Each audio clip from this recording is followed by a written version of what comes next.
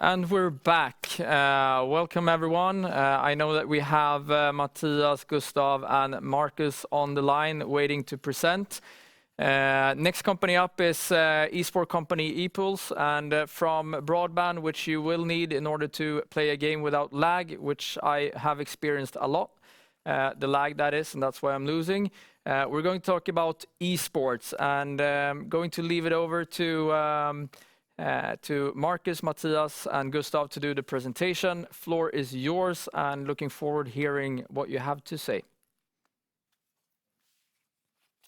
Hey Anders, thank you very much for giving the floor to us. So this is actually pretty significant for our company here, how we run our business. I'm located here in Los Angeles at the moment. Markus is back in our headquarters in the beautiful castle in the city center of Örebro, and Gustav is in Stockholm. I don't know if everyone knows that, but I used to live in Los Angeles, so been working here from this week, and it feels so great to be back here in the sun when everything started to get so cold in Sweden. So before heading back to Sweden in a couple of hours,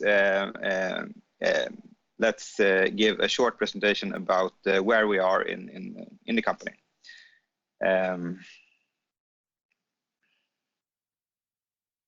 See if we can get the presenter to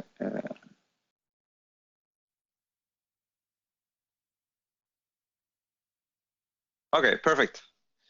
So esports, competitive gaming, and we are an online platform for esports. We are a global company based out of Sweden, Örebro.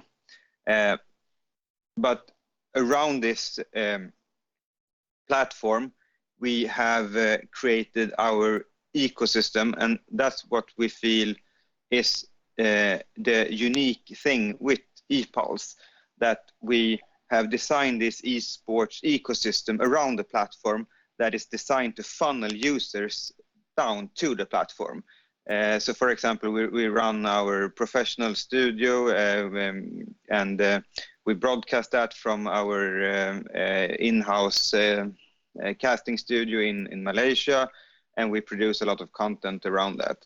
And the big advantage with this is it's creating this self-funding user acquisition, because instead of paying for marketing, we can actually get paid to run these marketing campaigns by large brands that want to connect with the same audience that we connect to. And this actually creates a much more fun and engaging user experience for that user, because instead of just taking part in a normal everyday tournament, all of a sudden you are part of a sponsored tournament. You are on your way to actually becoming a professional esports player.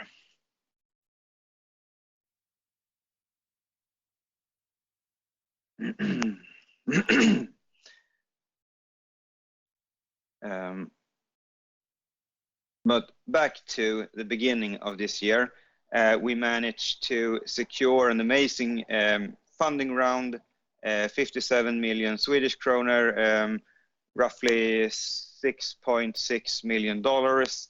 And that has really helped us to stay true to our three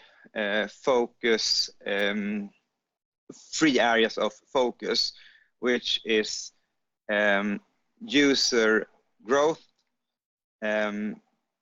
increased user activity, and monetization of the platform.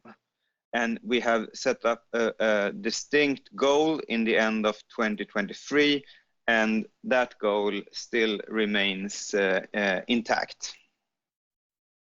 And we are seeing really good progress in all areas. We keep on growing the user base, the activity increases, and we have started to monetize this user group. But this is only like a metrics for the performance, and these are only some indicators that we are heading in the right way. Much larger growth will happen during next year, because what we have been focusing on is actually building the entire team and gearing up the company to be prepared to grow so much faster moving forward. So when we presented the case to all the investors in the beginning of this year, we were 34 people in the company, and today we are, I think we just signed with the number 51, and the majority of that growth has happened in Sweden. Only in the headquarters we have now 8 people, and in January we will become the 9th person. And we, even though if we still have the majority of people spread across the globe, and that's like the one of our key factors to all of our success and our growth, that we really understand what is happening in specific regions. So that is still super important for us. But to extend that global feeling and to give everyone that the feeling that, okay, we actually have a real headquarter, that is a that goes like hand in hand, because if you have this feeling of, okay, we have a headquarter and then we stay together, and that makes that gives a sense of security to everyone. So that has been great, that we've managed to get both the product team, tech team, a data scientist, and also on the like accounting side as well. So I'm really proud of the work that the team has done in recruiting and gearing up for the future.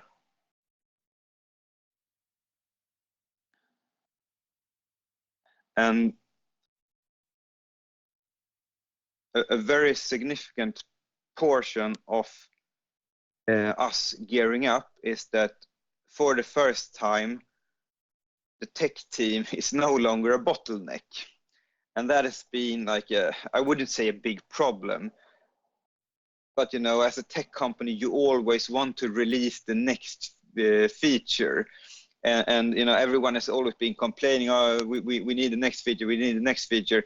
And now they almost deliver more than the other teams can ask for new features, and it's a lot less stressful for the entire tech team. And I'm so happy for them, and a huge credit to Frederick in our team that is in charge of the product roadmap and how he has managed to grow the entire team. And because of this, we now in Q4 and Q1 for next year, we will launch a redesign of the platform.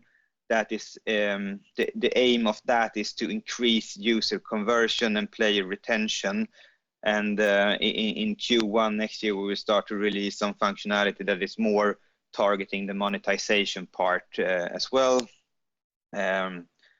We are on track in releasing the number of games that we had planned for, and something that is also a little bit of fun, if we are talking like marketing insights in the esports world, we can see that mobile games keep on growing, and we are there because we just launched our first mobile game, and it has had a good start. So it's really fun to be part of that mobile game, especially with our strong foothold in the Southeast Asian market. So if we're talking a little bit more about the marketing insight in many of the IT cafes, they are very much focusing on mobile games, and sometimes they take away computer and they just have a chair and you come there because they have Wi-Fi, they have access to air condition and a good like electrical grid. So we really want to take advantage of that strong trend in the industry.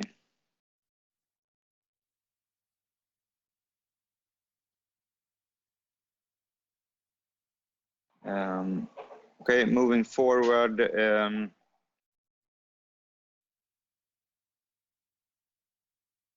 In the presentation for the investment round, we also talked about the Dota Pro League, and this is super important for us because Dota 2 was the first game we started with. So this was the game that Markus had all the, you know, the joke we always tell that Markus has the 10,000 hours of marketing research, and that is in Dota 2.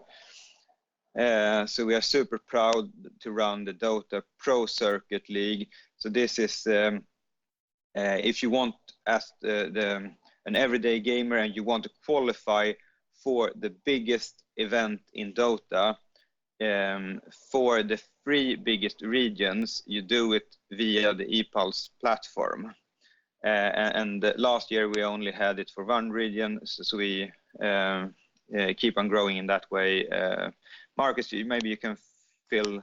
Yeah, so to me this is very special. Like Mattias said, I have 10,000 hours played in this game, so to me it's very special. But what it basically means is that we're gaining the trust by the community, both in the capabilities of our platform. The user experience is great for the users, so they keep on vouching for the platform, but also getting the trust of all the tournament organizers and partners that are running these leagues, and the fact that they choose Epuls to run these qualifiers is a great sign to us. And it means, you know, we're getting lots of user activation through this without doing any marketing. So we're getting lots of new registered users, but primarily it's driving the user activation on the platform with lots and lots of user activities, because it is the 3 biggest Dota 2 regions. And if you're looking to, like Mattias said, if you're looking to qualify for the international, which is the biggest, you know, Dota 2 event out there, the World Cup of Dota 2, if you're trying to qualify for that event, you need to go through the Epuls platform in order to do so. So it's a money can't buy experience, and it's a way for us to put up, you know, barriers for potential competitors to you know, steal our user base. So it's a really good to have these qualifiers on the platform.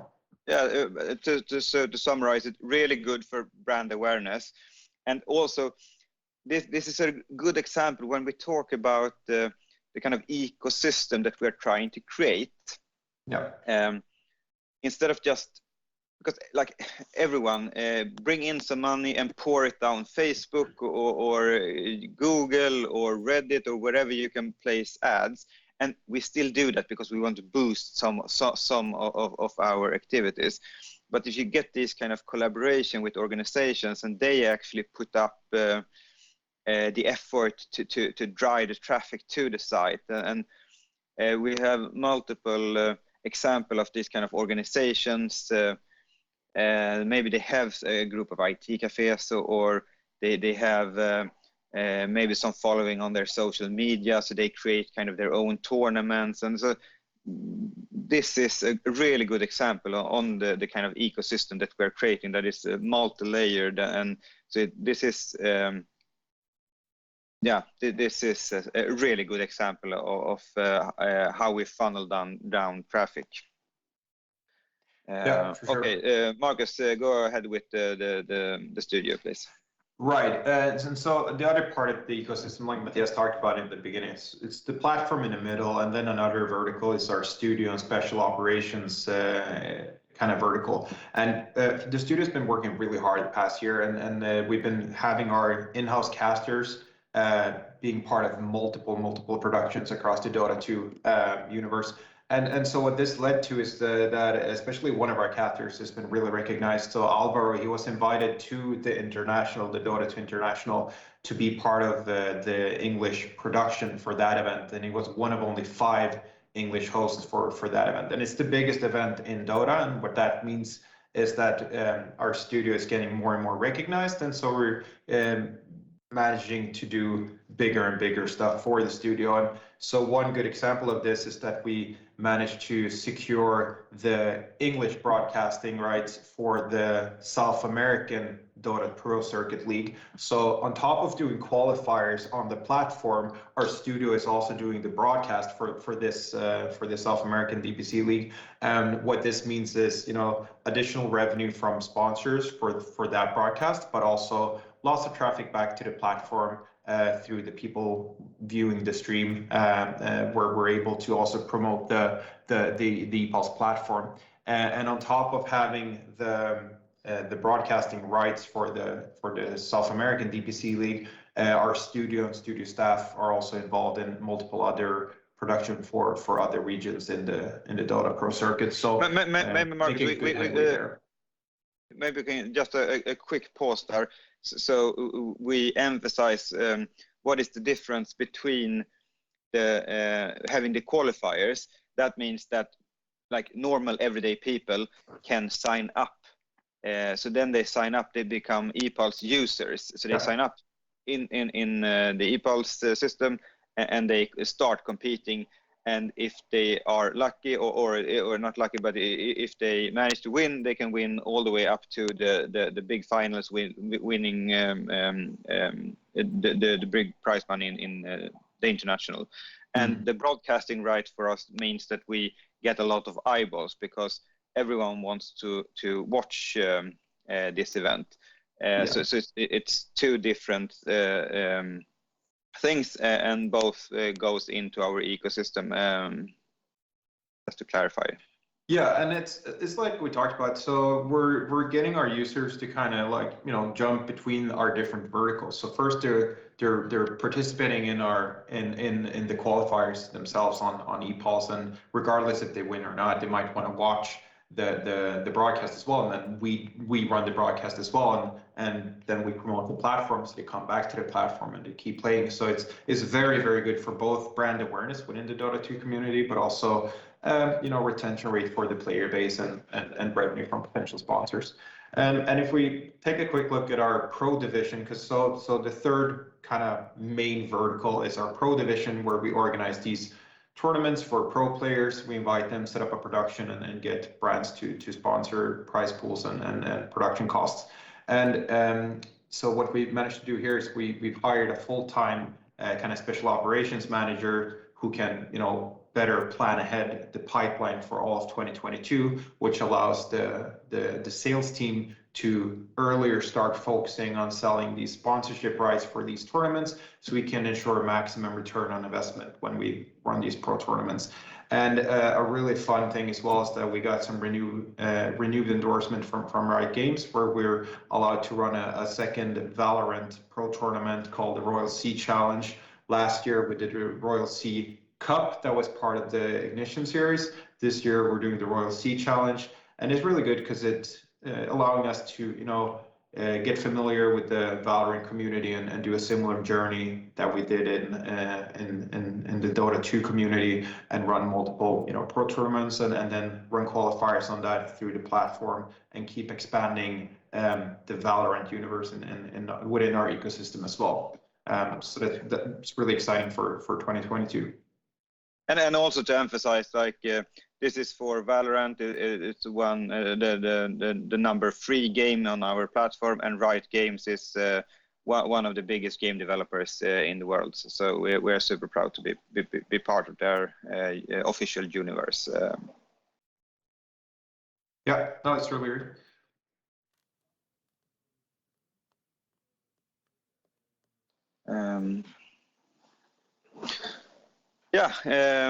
That was like a short presentation on what we been up to the last couple of months. We are so happy for what the financing round has given us an opportunity to really scale up and to really prepare for what is coming. Really so much energy in the entire team, and I hope that we really get it through to everyone, how excited we are to be on this journey. Back to Anders. Back to me. Thank you very much. And speaking of high energy, thank you very much, Markus, Mattias, and Gustav. Anything else that you would like to add to the discussion before I get to our Q&A? No, it's just hopefully there are very tricky questions because we're prepared to answer them. So, shoot. Perfect. Let's go then. First of all, just to set some things straight or out there. So the international, the Dota 2 tournament, largest cash prize in the world right now, and you're hosting the qualifiers in 3 regions in order for people to be able to play that tournament. So and you're also working closely with Riot Games. There are multiple esport platforms out there, and I think one of the most common questions that one might get is, what differs one platform from another, or what differs the company, etc. You've talked about the ecosystem, but please tell us, what differs Epuls from other companies out there? Because obviously you're doing something to host these tournament qualifiers. I would emphasize our focus on creating this global team. That has been important in the past, and it will definitely be important moving forward. And what that has given us is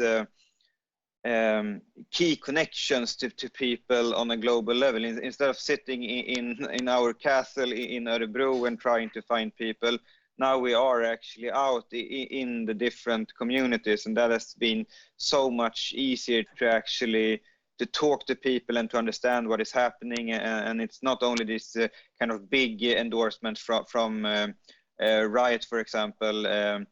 Of course, in that case, it has been hugely advantage to have Frank in Singapore, and our brother Pontus is located in our subsidiary in Kuala Lumpur, Malaysia. So that has been hugely advantageous in creating these kind of partnerships. So I would say of course, as you were into like the kind of ecosystem and how we are creating this self-financed user acquisition and all the different verticals that like tie into each other and funnel users down and gives this like multi-layered way of monetizing each step. That in combination to the global team and those kind of discussions that happens maybe a little bit informal sometimes, and I think that has been super important and will be important moving forward as well. Excellent. We hear the ecosystem, we hear that you're entrusted, and we hear that you're global. Speaking of global, I know that you even have fans creating songs on YouTube regarding the company. I know that the company is called Epuls in Russian. So what about the fan base? That is also something we've been talking about. We want the fans also to be even bigger part of the company, and that's actually where the discussion to do an IPO, and we don't want to talk too much about an IPO in this specific setting, but it's hugely important for us to gain the trust of this global audience. And we started out really for Markus to create a way for him to compete, because he wasn't like good enough to be the top professional players. so that it comes from so much love of the game, and that is something we really want to stay true to. So if we can really stay fine-tuned, we have our global support and communications team in the biggest regions. we just hired 4-hour operations team to really oversee the entire support and communication part in that capacity, to really listen more deeply into the community, but to give them what they want in the platform experience, but hopefully in the future also as owner of the company. So the feeling we have each day that we own part of the gaming world, that is something we want to discuss even more in the future. So speaking of the community and the potential of becoming an investor down the line, but not everyone is a Dota 2 player nor Valorant as me, or I'm not one of those. So obviously you would need to look into more games. What kind of games would be most suitable for the platform? I mean, is it shooter games? Is it strategy games? Elaborate with us on what one could expect. We have a quite clear path on which game titles we are looking into. We don't want to disclose too much because it ties into so many different things with some of the partnerships we are doing. So we will keep adding game titles, and it's super easy to see how the growth can be so much bigger moving forward, because still the majority of our growth has been from Dota 2. So now we keep adding game titles, and we see from now latest from Mobile Legends. So yeah, of course we can expect more mobile games, of course, but there are other game titles, and we don't really want to disclose too much because it's so dependent on partnerships that we are working on, and we don't want anyone to take those partnerships before we actually sign them and move forward with. All right, to be found in potential lot boxes is what we're hearing. All right, so when it comes to going back to the business side of it, when it comes to business model, we're talking about ecosystem. What segments generates what kind of revenue today, and what would it look like in the future? Maybe I can answer that, but I mean, at the moment we're trying to generate as much cash as possible from the core. That's events and tournaments and the studio. So the studio is kind of generates quite a lot of cash and also fame. So it's a fun thing that generates cash and viewers, which then fund us into playing. So at the moment we're kind of heavily relied on the B2B side, but we're taking a strategy of inch by inch, monetizing all the steps of the players also on the B2C side. So I would say it's a 50-50 play in the end, because we want to take our fair share of paying the players and prize pools, etc. But we also need to find a model that is very suitable for the players in terms of monetizing. And it's quite funny because there is a quite high payment willingness from the players. It just hasn't been set in the market yet how and what in what way they will actually pay for playing. So there's it's only, let's say it's like Klondike. We're digging in different holes here, and we see, okay, this is functioning and this is not. So we're trying out now this kind of party place. So you see, you go to the carnival and you want to buy all this stuff, and we see what works and not. But I would say, in short, that the Prime memberships, that you get extra boosted properties on your user, that is the future, and that gives us a steady income also. So that's also a priority. So the players like it and we like it. So that will be kind of the main staple. But I think it will be a combo, and it's quite interesting to see how willing all the players are to pay or to consume in different ways as we find proper.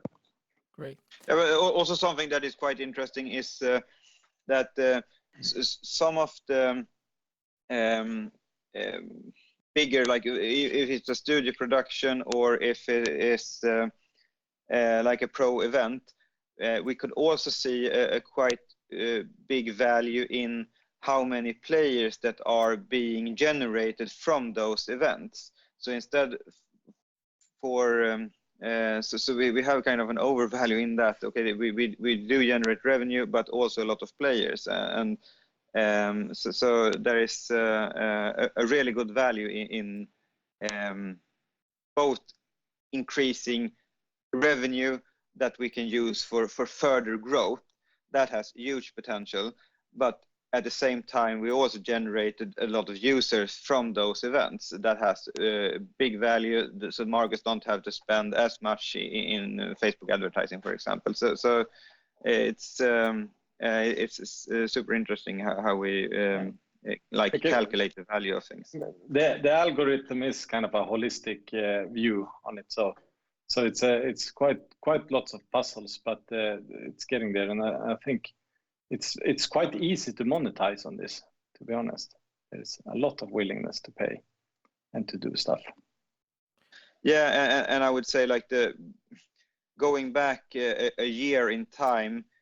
Today it's a completely different company. We have the structure set in place, and also the sales structure, and the team has grown.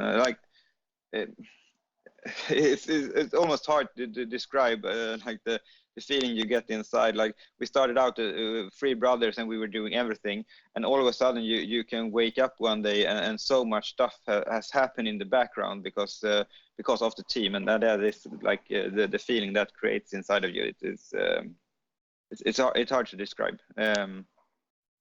Perfect. I see we have the teams is even telling us that we're running out of time, but okay. We got one question in saying how many game titles were released on the platform so far? Because you have successfully successfully kept what you said you were going to do and are continue to work on that. But how many games were that in total? 4 game titles is live on the platform, and this year two more are being worked on in like behind the scenes. So our goal is still 6 games this year to be released by the tech team. Exciting things. So yes. To wrap it up, yeah, and it is exciting, and we're talking about an ecosystem, not only a tournament platform. We're talking about a company that has been entrusted by one of the largest or the largest esports tournament qualifiers in 3 different regions, also picking up doing the same thing with Riot Games. You're delivering on new games. The ecosystem will provide it's a new user, you're getting paid for new users, which you can dock into the platform. And Dota 2 was the first game, and this is just a matter of repeating with new games all the time and scale rapidly. Would that be summarizing everything, or would you like to add anything to that? Please feel free. Like how we're gearing up to increase sales, because I think that is having a huge impact on the future growth, because every dollar we can get in sales is a dollar spending in marketing, and in increasing like the overall experience to be part of like a sponsored tournament. So it's like a two-edged sword that has 2 good sides. Yeah. Perfect. All right. We have been given a great update from Epuls, or as in Russia called Epuls. Gents, thank you very much for having you here, Markus, Mattias, and Gustav.